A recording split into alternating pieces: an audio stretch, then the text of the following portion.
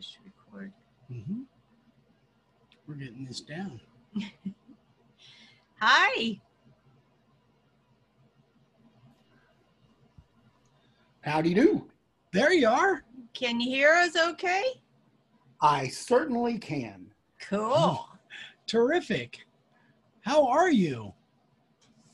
Living a dream. Well, look at that chair. I mean, how can you not be feeling good when you're in a chair like that?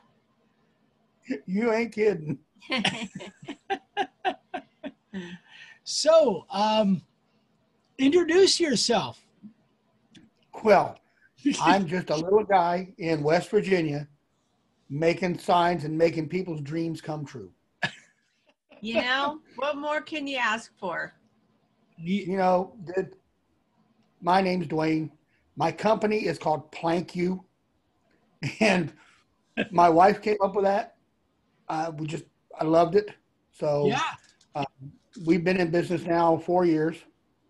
And it's been incredible. It's been the most enjoyable ride I've ever had.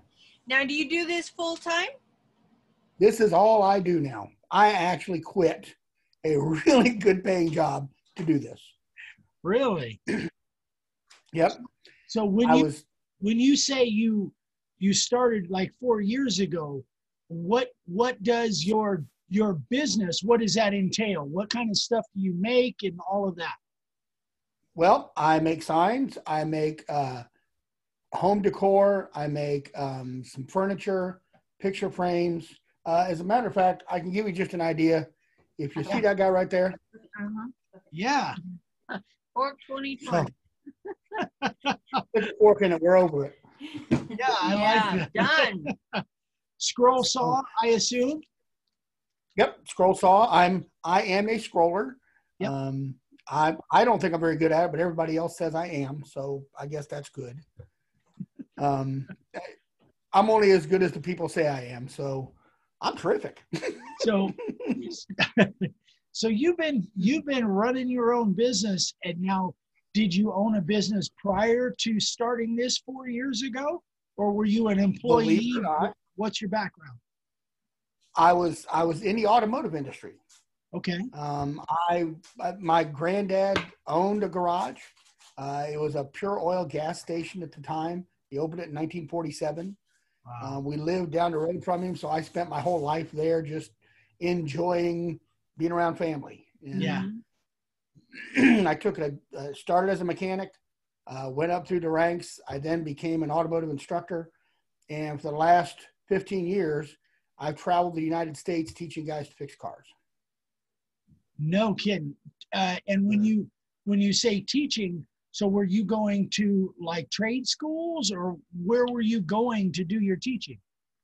I would do everything from teaching college instructors how to teach automotive, to trade schools, to independent repair shops, to basically anybody that wanted Napa. I worked for Napa. Gotcha. Anywhere Napa wanted to put on a class, I was one going out to do it. There was a total of, when I left, there was a total of 40 of us doing it. Wow. Yeah. And when I say I traveled everywhere, I did. I went from Alaska to Hawaii, down to California to Arizona. I've been all over the United States. Wow. That's fantastic. So teaching just comes kind of natural to you? It does. I enjoy it. I didn't know I enjoyed it until I started doing it. And then I realized I really enjoyed it. Yeah, I know exactly what you mean, because I was kind of in the same thing. I've always just done it. But then when I got into teaching what I did, I found that was what I was really wired to do. I get so much enjoyment out of teaching. You know, it just goes way beyond money, which is good because we don't make a lot of that. But man, we sure have fun. Well, I couldn't do it without the support of my wife.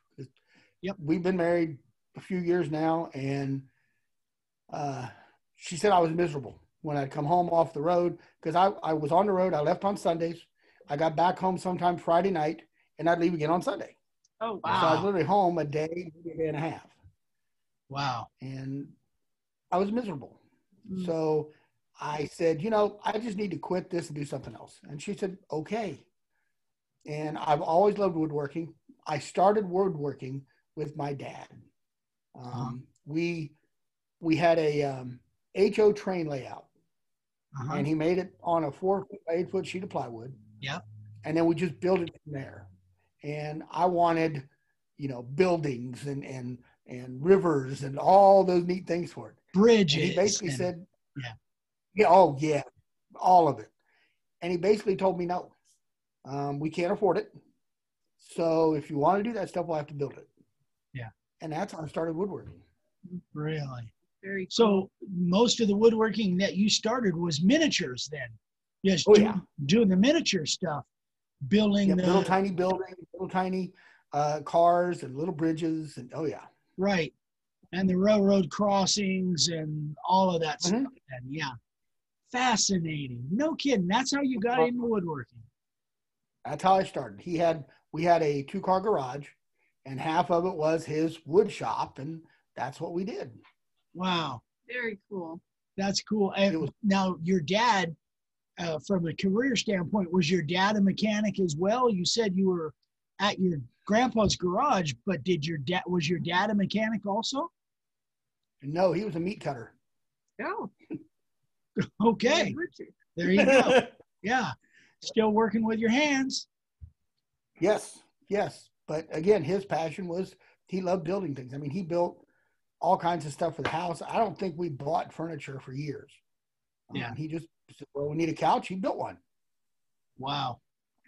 Yeah. Fantastic. I miss him. Yeah. He's gone now? Yeah. Yeah. He passed January of this year. Wow. January. Oh my gosh.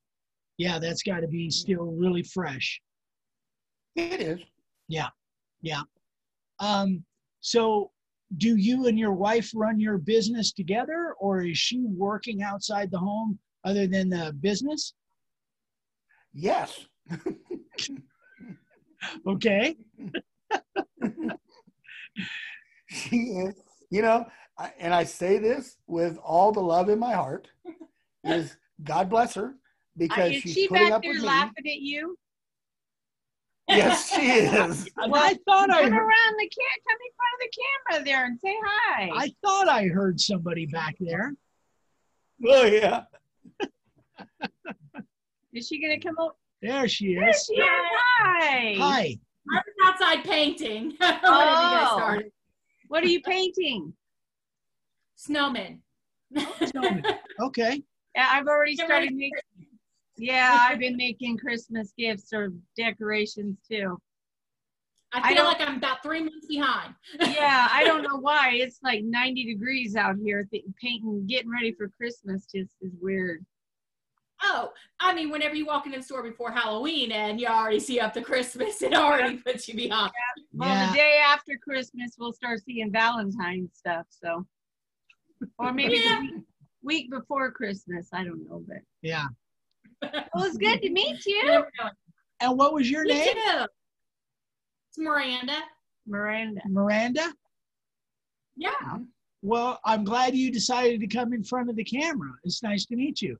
So you're just behind, you're behind just making faces at Duane, then just trying to throw him off his game? No. As I said, I actually just came in. So I just sat over there while he was saying what he was saying. Oh, I like to make faces at him while I'm on the other side of the camera. You know.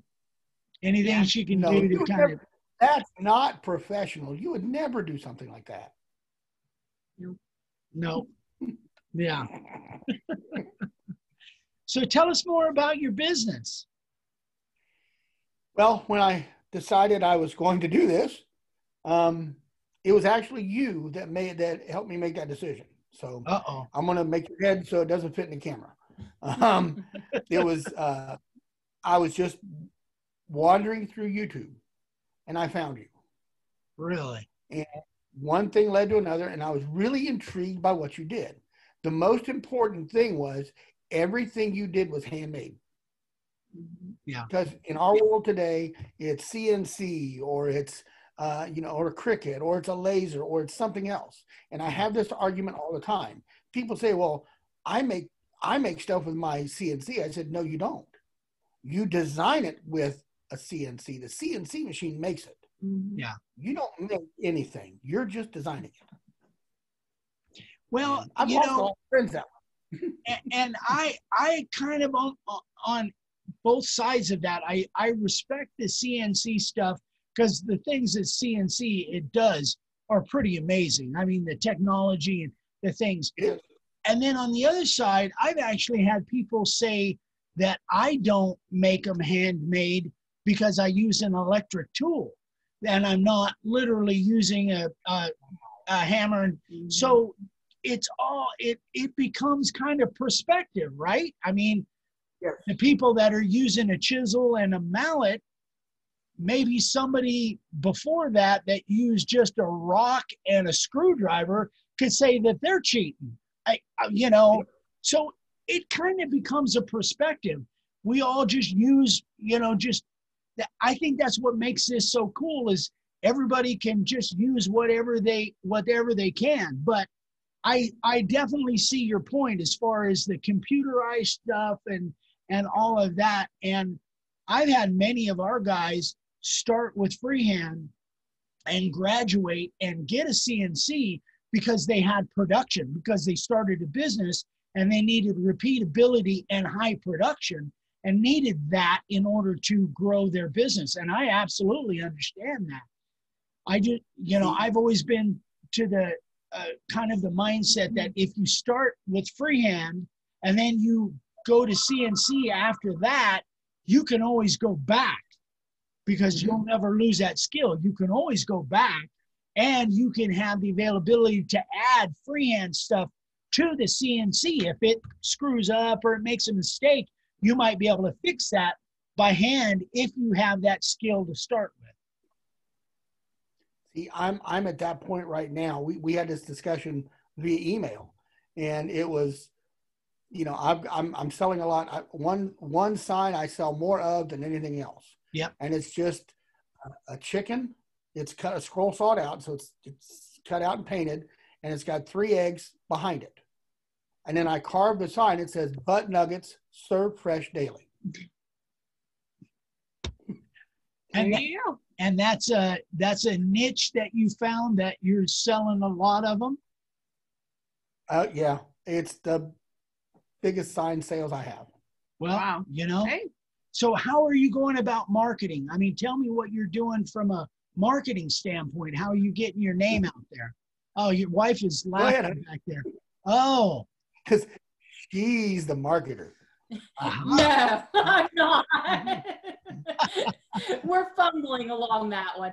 I was snickering because we actually just had a call dealing with Yelp this morning. That's why I was snickering. Gotcha. Now you work outside of the home. What do you do? I work for the power company. Okay. Gotcha. Well, So make sure the lights stay on, and then he can do what he does. Yeah.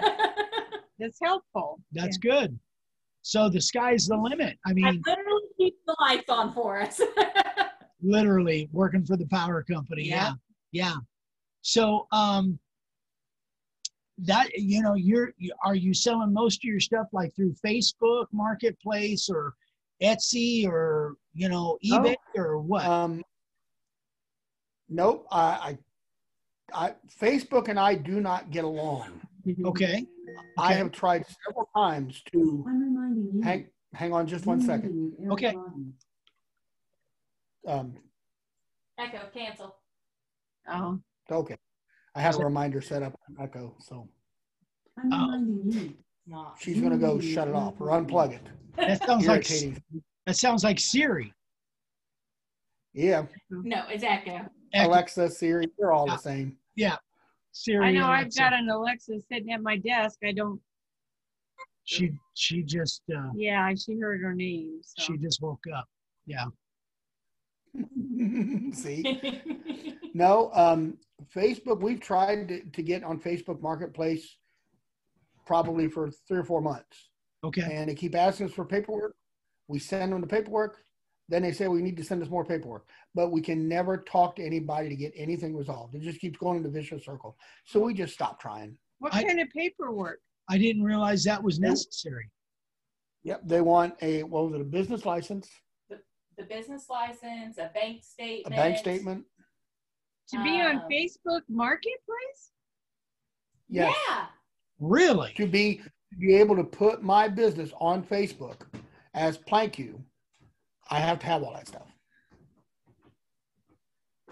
And the problem happens is like, it'll say, well, we need your business license. So I'll send them the business license.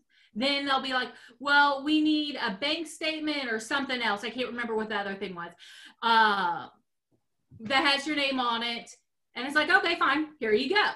And then they'll be like, okay, thank you. We need your business license. It's like, I already sent you that. So I send that. And it's literally the same documents, just toggling back and forth. And I got so fed up the one time, I scanned it all in as one document. And then I didn't hear nothing. It just started the whole cycle right back over.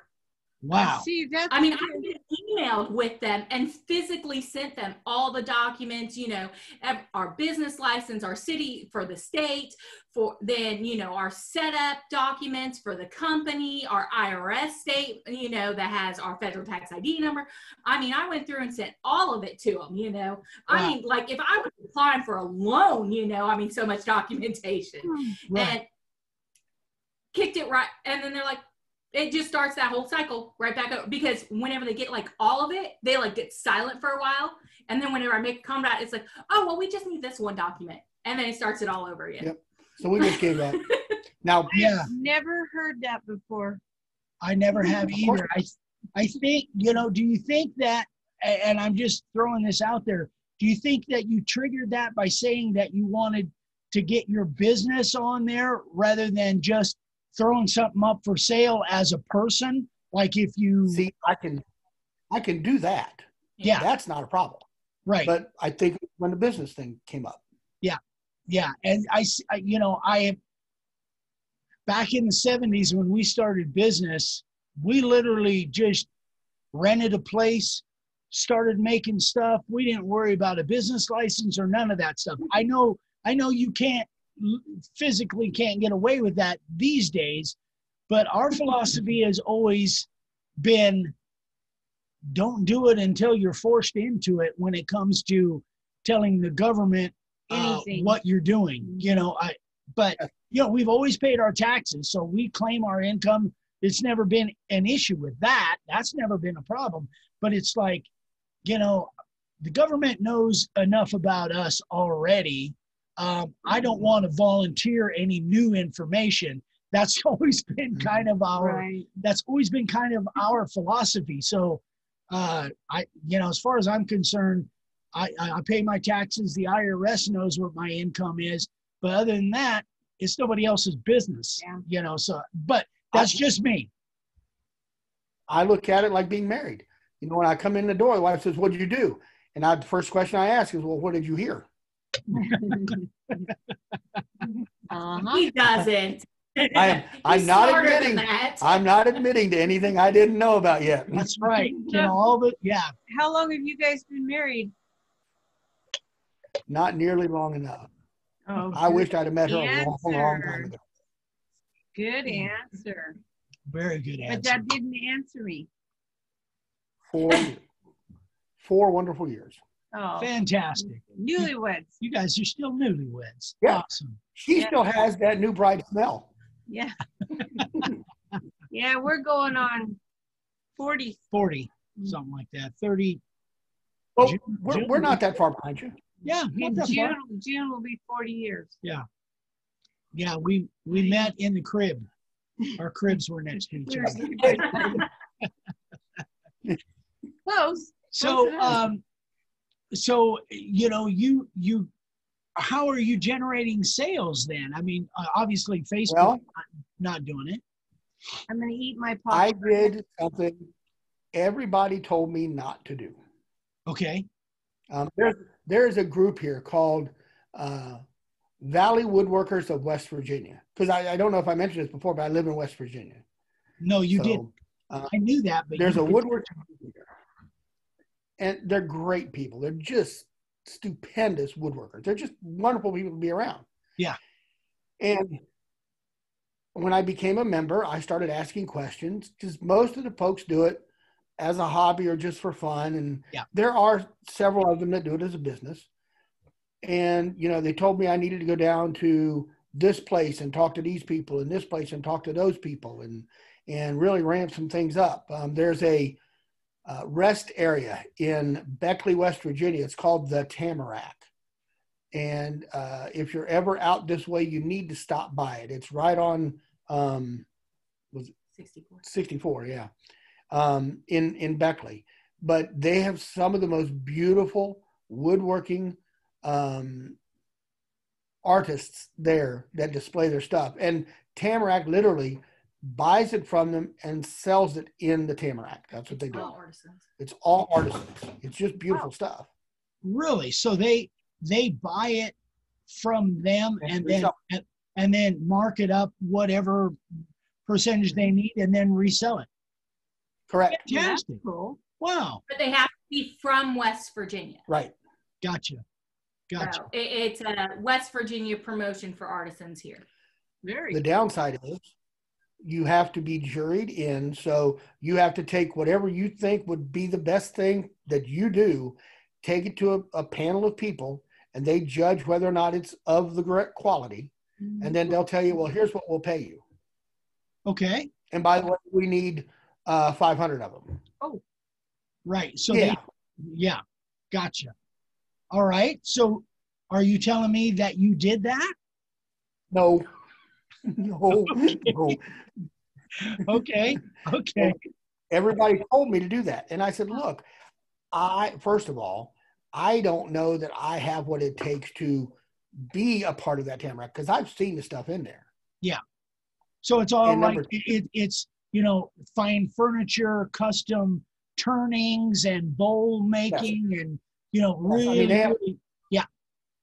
they have a lamp there that I just think is absolutely gorgeous. And it's like $700. Right. It's a lamp. Yeah. Okay? Yeah.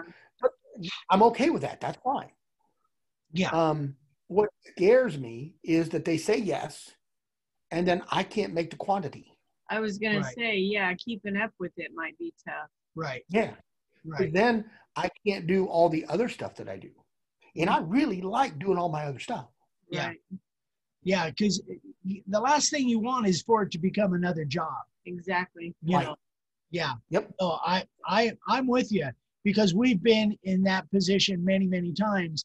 Whereas like if we open this door and we go down this path, then it becomes something that it kind of You have to do it instead of get to do it. Yeah. Then it kind of That's it. Your time and effort is so bound up in that. And you know, once we started doing the YouTube channel and all that, it kind of forced our path down that way, which is perfect because, you know, unfortunately I've got her to run the business and I just goof around all day and she films it. And so it works out. But have to keep them in line. Uh-huh. I get to go fishing. There's a whip there somewhere. Yeah. I do 2x4. Okay. It's off camera. Yeah, exactly. You don't see it. It never happened. That's right. But he sees it and knows what'll happen. Yeah. I just keep that 2x4 handy. Yeah. Yeah. So what else? Is there anything? I don't know how long How long have you actually been following his videos? 2 years. 2 years. Really? Wow. Yeah, don't miss an episode. You've missed a couple. Yeah. Well, what I did was I found, believe it or not, a flea market that was reasonable in price. I have a 20 by 20 booth or storefront, whatever you want to call it. Right. And right now, that's where I'm selling a lot of my stuff. And people come through, they see it, and they go, "Oh, can you make something with this on it?" I said, "Sure." Yeah. And away we go. I tell them it'll take a week, Yep. Maybe 2 weeks, depending on how big it is. And they pay for it 100% up front. I make it for them. They come back the next week, pick it up, and we move on. Sweet. That's Have, great. have they been, the flea market stayed open during the pandemic? No, it was closed for 4 months. Yeah. But what was really nice, the owner of the flea market said, "You know what? I know all your stuff here. I know, I normally charge you this amount of money, but we're going to cut it in half because it's not my fault you can't be here. It's not your fault you can't be here. It just is what it is." Yeah.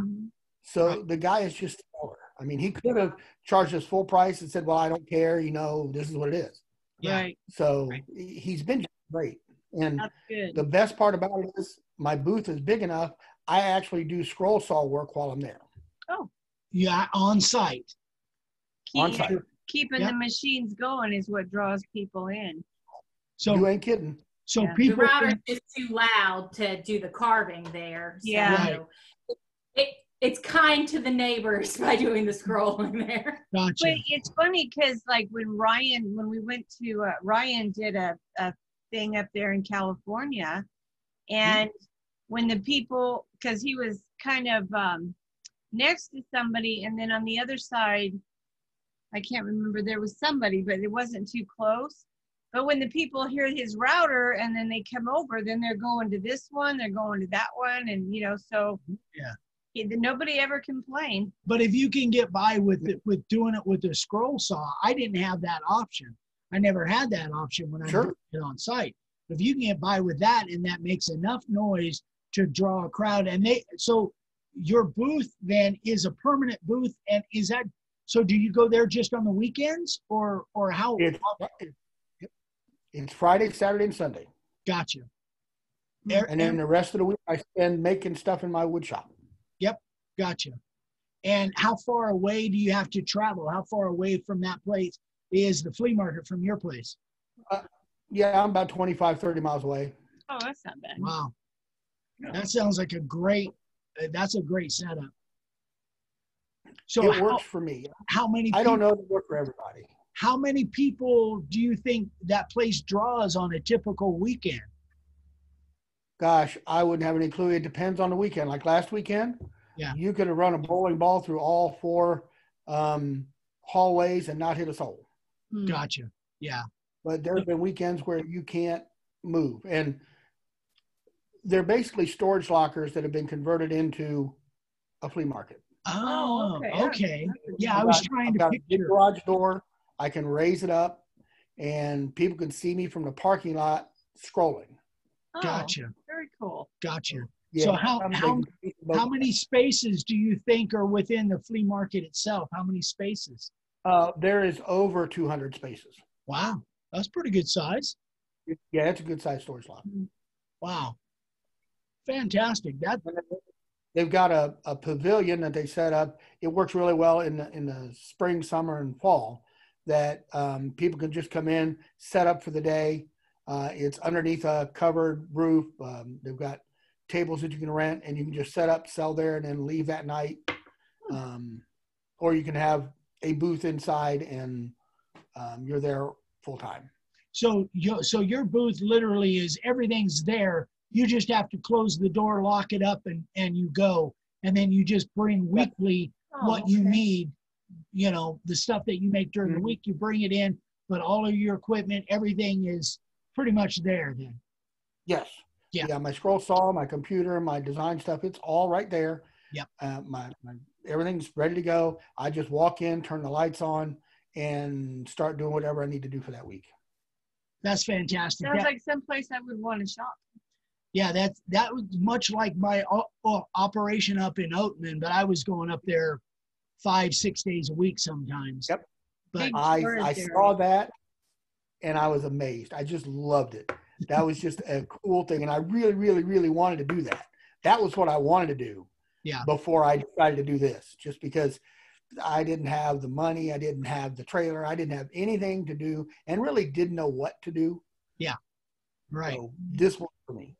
Well, it sounds like you got it got it dialed in. Like you're doing some good stuff. So back in the old days, back in the 70s, when I was a little kid, we went to a flea market. Dad and I were going to a flea market in San Jose, California, which was humongous. I mean, it's got to be one of the biggest ones on the West Coast. And Used to be, I don't know anymore. yeah, I don't know now, but because we haven't been there. Well, even after I grew up and got married, we had would go kids. there. I did it again. I went back and was bringing my family back as, you know, but I remember being 11, 12 years old doing the layout for Dad while he was carving signs. And we had it much like what you're talking about. It was a permanent spot. You closed the door, locked it up, and you were gone. But it was a weekend, a Friday, Saturday, and Sunday thing. But those places are great. And the neat thing about doing that reoccurring, that then people know you're there. Mm-hmm. And then people would say, oh, yeah, we need a wedding gift or whatever. And it's not just, you know, they see you one time in impulse. People that go back on a regular basis, they'll go back because you're there. Have you found that? I have a lot. As a matter of fact, that's where a lot of my business comes from is so-and-so comes in and says, hey, can you make this? And I send them a design. I make it for them. They're so thrilled with it. They tell their friend comes in and then say, I know so-and-so. Can you do something? I said, well, I can do it better. Yeah. Because you don't want the same thing they got. You want something better. You want something different. Yeah. And it just keeps going. I like it. It's a good. Yeah. You know, it's set up more as a business store instead of as a flea market. So it has, you know, the desk there and the computer. So we've made it look a little bit better than just, you know, what you would see for a quick flea market. Right. You know, yeah. thrown Like, in there with do you find that people try to name their price? They try to wiggle you down on the price, or? We used to. And I used to do it because I was just hungry. Sure. You know, I didn't want to lose the sale, whatever it took. Mm-hmm. Yeah. You know, and now it's no. Yeah. People will come in and say, well, can I get this for this? I said, no. Yeah. I can remember being young and kind of, let's say, a little rough around the edges. And I would take offense to it. I literally would get mad and I would take offense to it. And it led to some things. But I got to the point where I understood that it was just the way some people are. They don't mean offense to it. That's just the way they are. They, you know, so I got to the point where I had fun with it. I would tell them, listen, if I don't get full price and I go home, my wife will literally beat me if she found out, or you know, any certain thing. And, you know, I remember one conversation, this guy and I were going back and forth. He says, I just cannot pay retail. I just can't do it. I can't pay the full price and not get something extra. I said, well, how about some free hooks? And he goes, done. And that was it. And so even though he gave hooks, I gave hooks with every sign. I said, come on, you're getting free hooks. He said, okay, I can accept that. So I got to the point where I had fun with it. And, you know, it depends on who you're talking to, obviously. But, yeah, it was, I miss that. I really miss that interaction with the customers one-on-one. That's the one thing I miss about Oatman, was that interaction. That was cool. So I have to ask you a question. Yes. When you were in Oatman, did you have what I would call regulars that would just come by to visit and chat with you while you were working? Oh, all the time. All the time. Okay. Oh, yeah. Okay. Yeah, all the time. Some of them were literally locals that lived in the towns around, but some of them were the other vendors.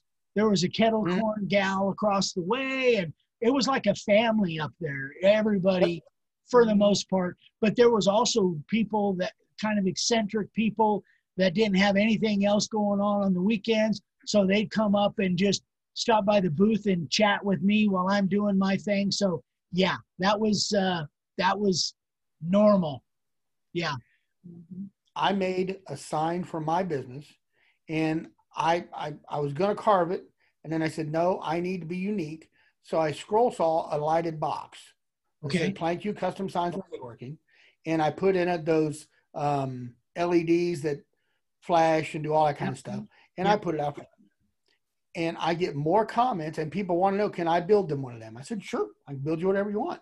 Yeah. It has now gone to a lot of the vendors in that area, in the flea market, want me to make a sign for them. So now I'm carving signs just for them. It's like the Hall of Duane. Yeah. Signs all of it. I made that one and that one and that one. It's really cool. That is cool. You know, and that's what I've said for years. If you make a good product, it sells itself. You don't have to sell it. People will want it if you make a good product. That is so cool. Okay, Vicky's giving me the cutoff thing. You can't hear it, but she just hit me in the shin with the 2x4. So I do have a quick question that you have forgot to ask. Oh. So you've been doing this for a while, and you've been watching for a while, and what kind of advice would you give to somebody new that's just checking it out, or maybe just started carving 3 or 4 signs? And what kind of advice would you give them? Kind of encouragement? Never give up. Follow your heart. Very good. It's some of the most rewarding stuff I've ever done. Well said. Well said. And don't worry about the money. It'll come. Well said. Very good. well And put. to add to that, I would say you're going to find more of your mistakes than other people will. Mhm. I mean, if you feel that you really need, if you're not really sure, find somebody who's a friend that can give an honest opinion and go, well, what do you think? Because you're going to notice everything that you did wrong. You know, if you didn't go up where you were supposed to go up by, you know, 1/8 of an inch, you're going to see that. And most people don't. He still has a lot of trouble with that. He's like, oh, this is awful. And then it's like, no, you know. He does the same thing. Every sign, he's like, oh, you know, he's doing this and doing that. I'm like, babe, nobody's going to see it. He's like, I know it's there. Oh, yeah. Where's my 2x4? A lot of people think that just because somebody's been doing it for a while that they're perfect, and they're not. It's just the thing is they're doing a little bit better than you. And it's not that it's perfect. It's just a tiny bit. They only made 2 mistakes where you made 3. Right. You know? That's why we like showing our mistakes. Because, you know, I've explained is with doing the resin, so many videos out there, and they're beautiful tables, and they do this perfect and everything. Well, I go out to do the same thing, and mine don't turn out that good.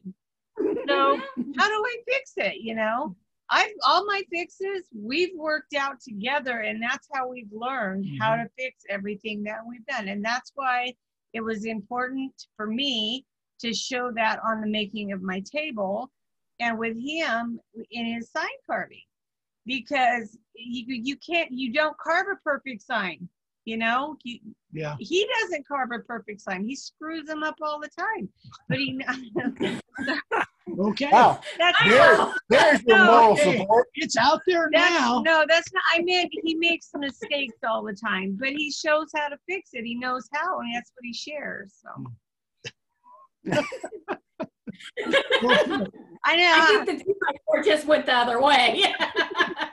Thanks for having my back, babe. Let me dig that out. You know what I meant. Yeah, anyway. You know, it is. Everybody's going to know he's not perfect. I think that one of the things about what we do is that people that are buying it, they don't want it to necessarily look like it was done by an automatic machine. So if it's got little things here and there, they still want a good looking product. But if they see little tiny minute imperfections, that gives it more credence that it's done by hand. You know, so that's the best flattery you can get is when somebody says, well, because I have a big sign in my shop that says everything is 100% handmade, no lasers, no CNCs. Yep. And they'll come in and say, well, that was done with a CNC. I said, no, it was done with my little hands right here. Yeah. That makes a big difference. That is a great compliment. That is a great compliment. Well, guys, I think we're, I don't know how long we've gone now, but I think we're over time. So Thanks for coming on there. Thank you so much, you guys. It was a pleasure. It was truly a pleasure, and I know everybody's gonna love it. So thanks again, you guys. And if there's anything, you know how to get a hold of me. If there's anything I can do for you, you know where I'm at. Absolutely. If you need anything, call him, not me. Well, I have resin questions. Oh yeah, don't ask him. Yeah, don't ask me that. Yeah. All right, you guys. Thank you so much. Thanks, guys. We really appreciate it. I think that everybody's going to get a kick out of this, like I say, and it's kind of neat for people to put faces to names, and just brings the community together a little bit more. We need that now more than ever. Oh boy. Oh boy. Oh yeah. Absolutely. Don't touch my computer. I was trying to move the mouse. I don't know why he does that. You always tell him don't touch. I was trying to He's help. always touching my computer. And he doesn't know. And he doesn't know what he's doing. Stop it. All right. Anyway. Okay. We shall leave you to play alone. Yeah. All right, guys. Thanks for sharing with us. Guys. Take Have care. a great night. Bye. Bye. Bye. Goober.